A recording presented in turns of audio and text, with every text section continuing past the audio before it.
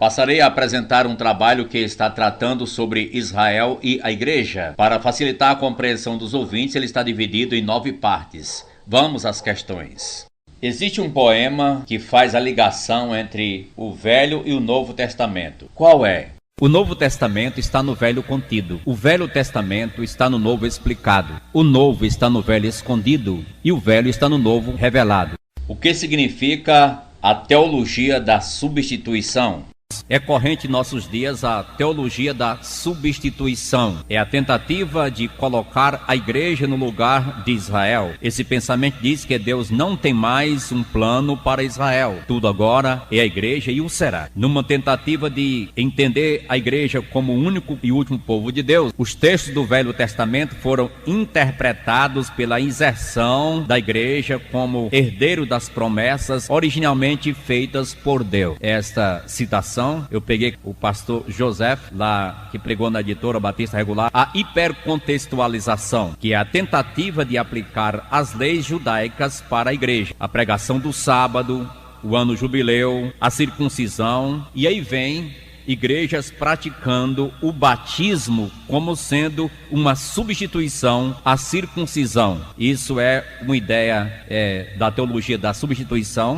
É correto a judaização das igrejas, isto é, trazer as práticas do judaísmo para os nossos dias? Como agir na situação em que alguns tendem a judaizar as igrejas? É bom que sejamos solidários com Israel, mas não de forma fanática. Pelo contrário, temos até de induzi-los ao ciúme. Paulo declara isso muito bem. Devemos amar Israel, mas não às custas da verdade, às custas do nome do Senhor Jesus Cristo, a quem eles rejeitaram. Todo judeu necessita de Jesus, senão ele estará perdido. Os 12 apóstolos eram judeus e tiveram que se converterem. Nicodemos era um judeu e Jesus disse o que era necessário para ele: nascer de novo. Jesus disse aos judeus: se não credes que eu sou, morrereis nos vossos pecados. João 8:24. O mundo é dividido em 3 partes: judeus, nações e a igreja. A igreja é separada, não é judaica, apesar de ter judeu nela, e gentios também pertencem esses grupos à igreja. Ela veio das coisas do judaísmo, mas ela não é judaica. O apóstolo Paulo repreendeu o apóstolo Pedro e disse que ele não devia obrigar os gentios a viverem como os judeus. Em Colossenses 2:16 e 17 diz que não precisamos mais de comemorar festas judaicas, tais como também sábado. E é interessante observar que as festas judaicas nem sequer aparecem nas epístolas do Novo Testamento como ordenança para a igreja, pois elas eram sombras do que haveria de vir. A essência é Jesus Cristo, e tendo ele temos tudo. Se nós queremos, como igreja, nos colocarmos no lugar do judaísmo,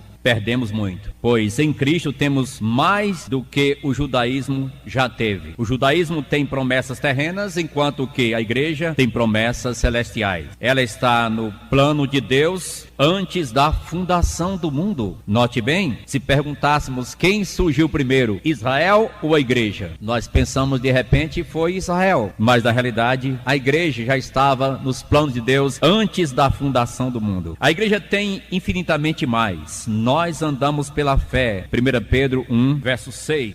Nisso exultais, embora no presente, por breve tempo, se necessário, sejais contristados por várias provações, para que uma vez confirmada o valor da vossa fé, muito mais preciosa do que o ouro perecível, mesmo apurado por fogo, redunda em louvor, glória e honra na revelação de Jesus Cristo, a quem não havendo visto amais, no qual não vendo agora, mas crendo, exultais com alegria indizível e cheia de glória. A igreja, ela tem infinitamente mais do que no judaísmo. Nós andamos pela fé, não vendo Cristo. Quem é a mulher de Apocalipse 12? Você sabe o que trata aí nesse capítulo: a mulher e o dragão. Viu-se grande sinal no céu, a saber, uma mulher vestida do sol, com a lua debaixo dos pés, uma coroa de 12 estrelas na cabeça, que, achando-se grávida, grita com as dores de parto, sofrendo tormentos para dar à luz. Nós sabemos, como dispensacionalistas, que a igreja desaparece em Apocalipse 3, no final do capítulo 3, no 4 ela desaparece, e ela só reaparece no capítulo 19 de Apocalipse. Então há um silêncio da igreja em todo o Apocalipse. Eu não sei como alguns tentam colocar essa mulher como sendo a igreja. Vou lhes dar algumas passagens, vocês não vão ter tempo de ler, mas pelo menos anotem que está tratando exatamente isso. Lembre os irmãos que em Gênesis capítulo 37, verso 9, um sonho, no qual o sol, a lua e 11 estrelas, porque ele era a 12ª, se prostravam perante ele. E ao contar esse sonho, seus irmãos acharam ridículo, até o seu pai o repreendeu. Acaso viremos eu e tua mãe a se prostrar diante de ti? Eu vou dar algumas passagens do Velho Testamento que está tratando da mulher. Aí você conclui. Essa foi uma passagem, Gênesis 37, 9. Essa mulher de Gênesis 39, esse sonho está claro que é a nação de Israel, os seus representantes, os 12 filhos de Jacó. Então, tratando de uma nação. Não deixa dúvida, é inconfundível. Mas no livro de Isaías, capítulo 54, versos 5 e 6, está dito: o teu Criador é o teu marido. O Senhor a chamou como mulher desamparada, repudiada pelo marido. Número 2, Isaías 66, 7, 8 e 9. Aparece uma mulher que deu à luz. Fala do nascimento da nação de Israel. Você verá muito claro que está falando que Israel nasceu, essa mulher dando à luz. Isaías 66, 7, 8 e 9. Terceiro, uma mulher com dores de parto, referindo-se à nação de Israel, está escrito em Jeremias 4, verso 31. Quarto, uma mulher com dores de parto, referindo-se à filha de Sião, no caso Israel, está escrito em Miqueias 4, 9 a 10 e capítulo 5, verso 3. Na luta de Israel contra os amorreus, Josué ordenou na presença do povo de Israel, e o que aconteceu? O sol parou e a lua, o sol e a lua pararam. Josué 10, 12 a 14. Deus coloca o sol, a lua e as estrelas como sinal da perpetuação da nação judaica. Jeremias 31, 35 a 36. Se falharem estas leis, Israel deixará de ser uma nação diante de mim. O trono durará como o sol, falando do reino prometido a Davi, será estabelecido para sempre como a lua. Salmo 89, 35 a 37. Desde os céus pelejaram as estrelas contra Císera, referindo-se aqui sol, lua, estrelas, tudo ligado ao povo, à nação de Israel. A mulher então não refere-se à igreja, e sim à nação de Israel, representada pelos 12 patriarcas. Pode-se dizer que também não pode-se dizer também que é Maria. Claro, como judia, ela pode estar relacionada como judia, como aquela que foi usada por Deus para trazer Jesus ao mundo, mas o texto fala diretamente de uma nação, de um povo, e não de uma pessoa só apenas. É simbólico. Apocalipse é um livro simbólico, e é isso que está tratando. O símbolo não deixa de ser exatamente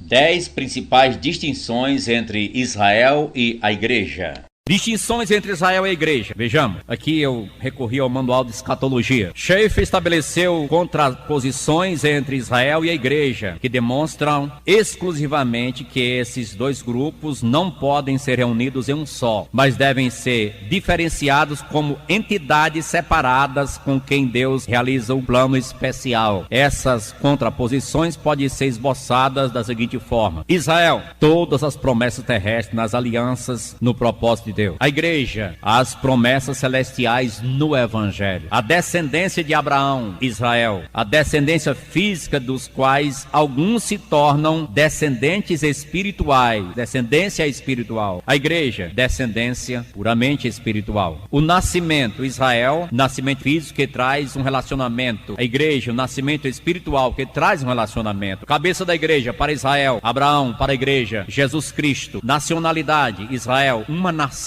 A igreja, composta de quê? De todas as nações, de onde se convertem pessoas, fazem parte da igreja. Israel era um sacerdócio, e aquilo muito nos ensina o sistema sacerdotal, sacrificial do Antigo Testamento. Eu gosto de ler Hebreus e Levítico. Israel tinha um sacerdócio. A igreja é constituída um sacerdócio, casa espiritual, a fim de oferecer sacrifícios espirituais agradáveis a Deus por intermédio de nosso Senhor Jesus Cristo e seu apóstolo São Pedro. Casamento, Israel, esposa infiel. A igreja é a noiva, uma igreja gloriosa, sem mácula, nem ruga, nem coisa semelhante, porém pura e sem defeito. Julgamento, por isso eu acho bonito o relacionamento Cristo, igreja e casamento, marido e mulher. Que mensagem maravilhosa tem dentro daquele texto de Efésios capítulo 5. Israel enfrentará julgamento, a igreja livre do julgamento. Agora, pois, já nenhuma condenação há para quem? Para os que estão em Cristo Jesus. 12 distinções entre a lei e a graça.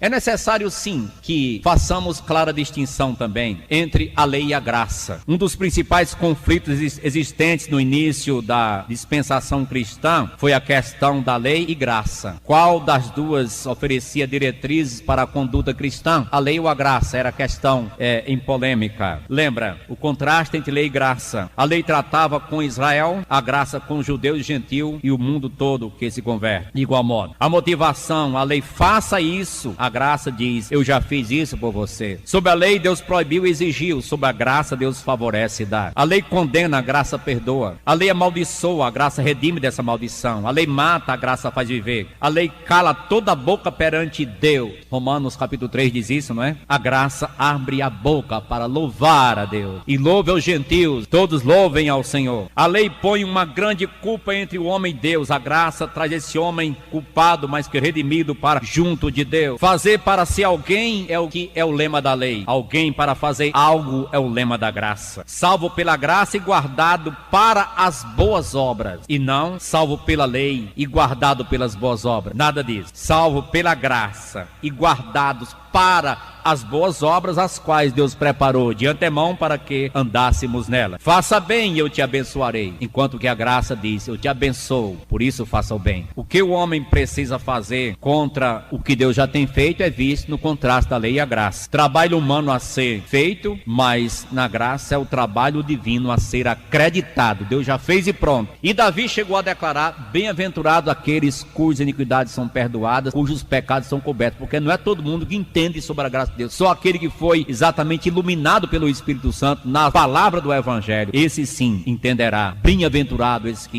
quem Jesus Cristo referiu-se primeiramente no Sermão do Monte. Mateus 24, o sermão profético de Jesus. O contexto de Mateus 24 trata principalmente de Israel. No capítulo 23, que é o contexto anterior, versos 37 a 39, Jesus havia dito, Jerusalém, Jerusalém, que matas os profetas e apedrejas os que te são enviados. Eu quis juntar vocês como uma galinha junta os seus pintinhos, mas vós não quiseste. A vossa casa ficará deserta por causa disso. Caireis ao fio da espada, e disse a série de horrores que viria sobre Israel. Nessa ocasião, a igreja ainda era um mistério, Mateus 24, a igreja era um mistério. Somente no Pentecostes ela foi incluída no agir de Deus e posteriormente revelada pelo apóstolo São Paulo, os pormenores sobre a mesma. O texto não fala do arrebatamento, e sim da volta em grande poder e glória de nosso Senhor Jesus. Os discípulos eram judeus. Aqui ele diz como será a situação dos judeus no período anterior à sua vinda à terra para estabelecer o reino. Falsos profetas, falsos cristos. Note que são perigos para Israel. Mateus 24, 5, 23 e 26. A igreja enfrenta outros perigos. Falsos mestres, falsos apóstolos, falsos evangelistas. Note que Pedro chegou a declarar em 2 Pedro, assim como no meio do povo surgiram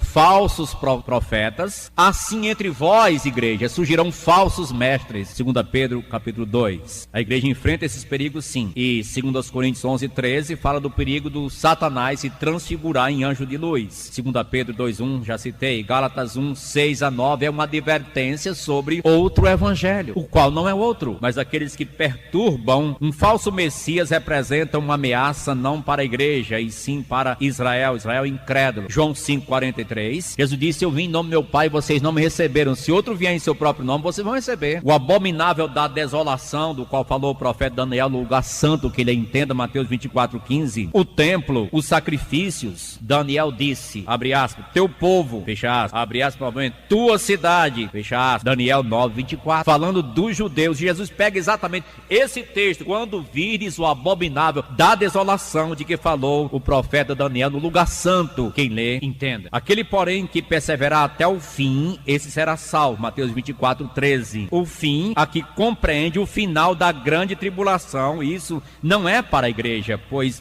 nem sequer ela entrará na tribulação, quanto mais irá até o fim dela. 1 Tessalonicenses 1, 10, já citado, Apocalipse 3, 10. A igreja não precisa fugir para os montes, como é dito em Mateus 24, como terão que fazer os que estiverem na Judéia, verso 16. A igreja não é também sujeita às leis, como o verso 20 indica, fica sobre o sábado. Ore para não acontecer no sábado, dia no qual, além das outras atividades proibidas, eles não podiam caminhar longa distância. Então, como iriam fugir? No verso 34 fala da figueira. E vocês sabem que a figueira representa, sim, Israel, diretamente a nação de Israel. Os escolhidos, note Mateus 24, verso 31 de Mateus 24. E ele enviará os seus anjos com grande clangor de trombeta, os quais reunirão os seus escolhidos dos quatro ventos de uma outra extremidade dos céus.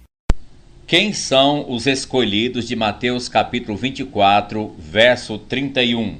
Lá assim o diz: E ele enviará os seus anjos com grande clangor de trombeta, os quais reunirão os seus escolhidos dos quatro ventos de uma a outra extremidade dos céus. Perguntei a várias pessoas, quem são os escolhidos de Mateus 24, 31? Quase todos disseram, a igreja. Você está colocando, meu irmão, a igreja dentro da grande tribulação, já no final dela ainda. Você está colocando um problema muito grande escatológico. Os escolhidos, que não está falando de igreja, coisa alguma. Note bem, Mateus 24, pelos anjos, haverá exatamente essa busca, dos quatro ventos de uma outra extremidade do céu. Vá comigo para Isaías, capítulo número 11. Isaías capítulo 11, Isaías é o profeta messiânico, não é? O Messias de Israel é apresentado nesse livro de Isaías, capítulo número 11 de Isaías, e veja o verso de número 12: levantará um estandarte para as nações, ajuntará os desterrados de Israel e os dispersos de Judá, recolherá desde os quatro confins da terra. Deus vai trazer os judeus de volta para a sua terra, e aqui diz dos quatro confins da terra. O mesmo se dá em Jeremias capítulo número 16, Jeremias 16, verso 14. Os irmãos sabem que hoje, mesmo Israel estando voltando em massa para a sua terra, ainda tem muitos judeus que não vão voltar. Estão muito bem em Nova York, estão muito bem nos países do primeiro mundo, são ricos. Voltar para Israel por quê? Mas eles vão voltar. Aqui está escrito no capítulo 16, verso 14. Como é que Deus vai fazer? Está lá em Mateus 24, ele vai mandar os anjos buscar. E aqui o verso 14: portanto, eis que vem dias, diz o Senhor, em que nunca mais se dirá, tão certo como vive o Senhor que fez subir os filhos de Israel do Egito. Os irmãos sabem que muitas vezes que foi falado sobre Israel,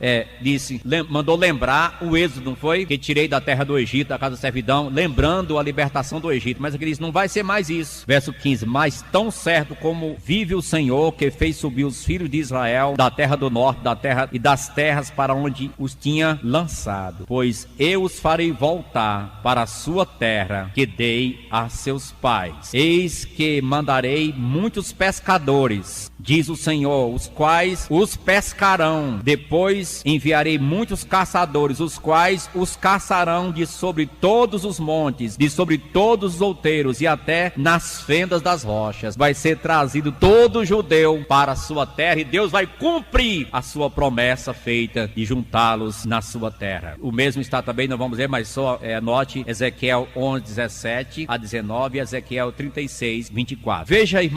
Finalmente, qual a aplicação prática destas coisas nos dias atuais e para as nossas vidas? Mas você diz que tudo isso tem a ver conosco hoje. Se aí não é para a igreja, pastor, então para que está aí? O que tem a ver com a gente? Meus irmãos, é olhando para os outros que a gente aprende, é olhando para o que aconteceu e que vai acontecer que a gente aprende hoje. O futuro tem influência em nosso presente, assim como a história ensina também o futuro, pode antecipar exatamente muitas coisas. Há uma grande inquietação no mundo hoje, não há? O mundo inquieto, coisas espantosas, terror constante em nossos dias, grande parte da humanidade passa fome, terremotos, tempestades, inundações, doenças imprevisíveis para a humanidade, surgem fenômenos catastróficos da natureza, aumentando dramaticamente. Israel entra cada vez mais em aperto, sedução e engano por falsas religiões e falsos líderes é uma avalanche. A grande tribulação se aproxima, não resta dúvida, mas nós não aguardamos a grande tribulação, nem um falso Cristo e um fim desastroso, pelo contrário, aguardamos a vinda do Senhor Jesus Cristo Cristo para levar um grupo seleto à sua igreja, no chamado arrebatamento, que tem por definição o trasladar dos crentes vivos sem que passem pela morte física, num abrir e fechar de olhos, conforme definiu o pastor Thomas